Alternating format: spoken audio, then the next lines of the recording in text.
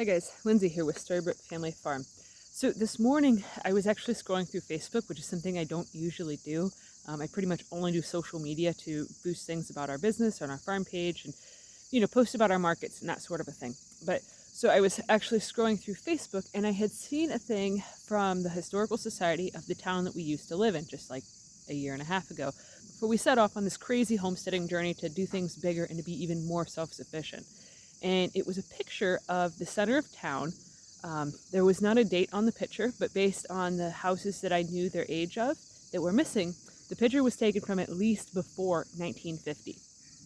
And our house was really super old. There wasn't a record of when it was built, but based on the other houses that were around us that were built in the late 1800s, we knew that our house was somewhere around that time period.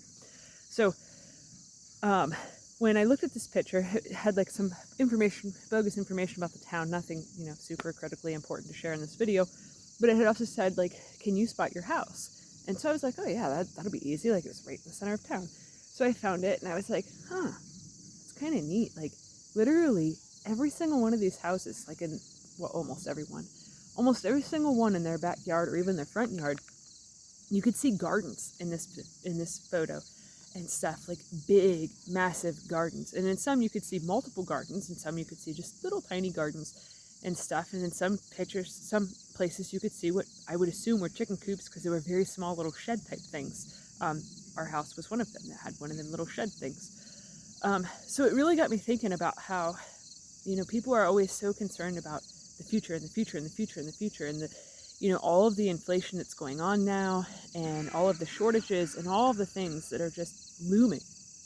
It's kind of scary stuff that we're walking into right now.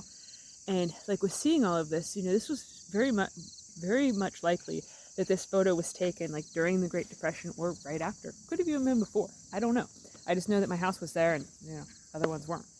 So it got me really thinking about the fact of that, everybody is so concerned and so preoccupied right now about our future as a collective, our future of humanity and society, and how we're going to make it through all of this, like all the climate change and all of the all the scary things that are undeniably happening around the world.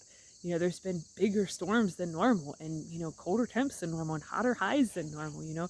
Mother Earth is very much redlining on every single level, and it doesn't matter what people argue is the cause of these things. The fact is that for the average human, there's nothing we can do to fix it, but there is some things that we can do to make it easier for us, to make it less scary, to make it less fearful and stuff. When you think about it, seeing all these shortages and all these things like happening and stuff, signs up that, this is going to be short supplies and all this stuff, it immediately instills fear in everybody, at least anybody that can read and stuff. You start thinking about like, eat gads, like I have to eat and stuff.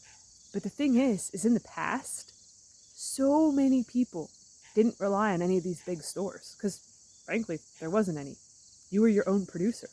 Or you had a really valuable skill set, like you were a blacksmith, a doctor, you name it, you can figure it out. But you had all these valuable skill sets that you could do that then people would pay you with either money or with food and stuff to do these different tasks for them, to do these different jobs. So not everybody had to be a farmer. But the fact of the matter is most of the majority of people grew at least a small portion of their own food. They raised chickens for eggs and some for meat.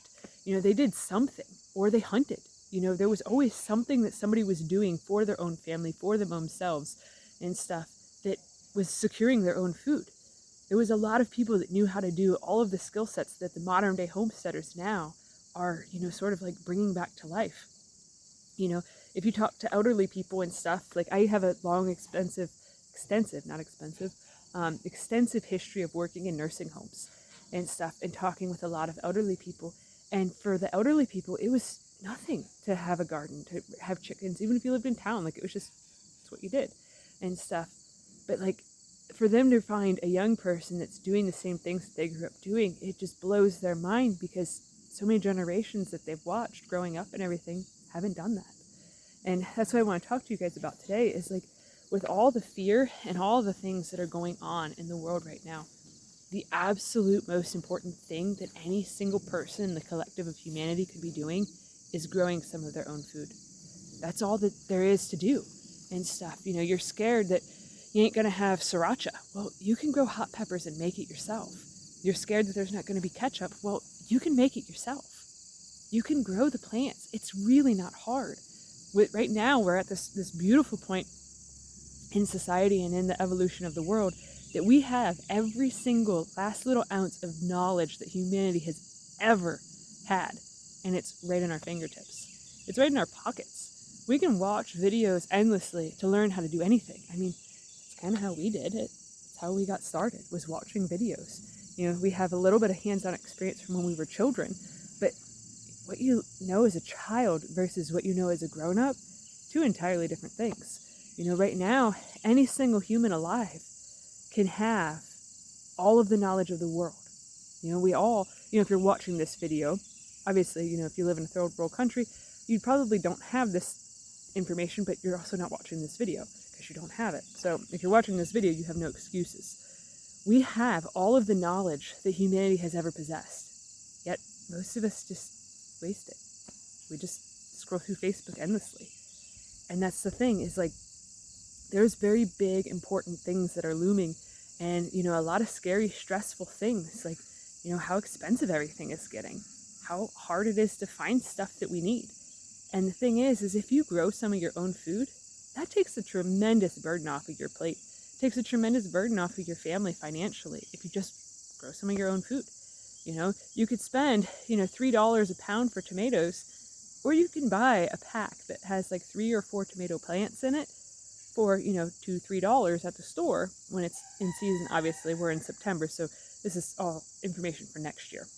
But you could spend that same $2 to $3 a pound for tomatoes to buy a pack of plants that will then produce for you 20 to 30 pounds, depending upon what varieties you get, how you grow them, and that sort of a thing. You could make it even more advantageous to just buy a pack of seeds. A lot of really good quality seeds, heirloom seeds that you can save seed from forever. They run you about $2.50 to $3 a pack, and some of them have 50 seeds in them. You can do the math, people.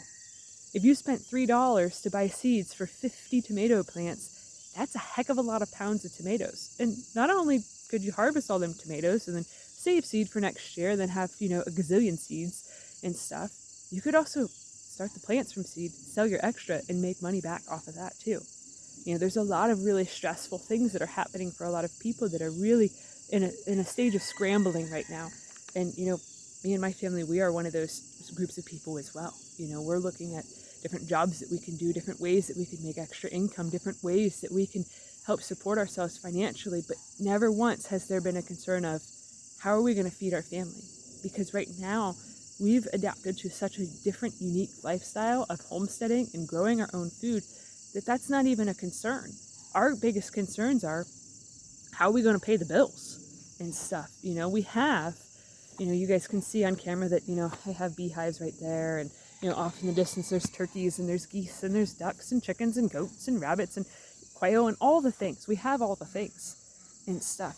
But our big concern is, how are we going to pay the electric bill and stuff? Everybody's got different concerns for everything. But that's one of the nice things about growing your own food, is that you can make it so you might be concerned of, how am I going to buy, lobster because it doesn't grow natively in your area because you're like me and you live in Ohio and stuff. But like, you're not going to be concerned of like, how am I going to have my ketchup or my tomatoes or my potatoes or hot peppers or green beans, anything. You name it, you can grow. And this climate that I live in, you can grow just about anything, except for like tropical stuff. Like you can't do that. But that's the reality of it.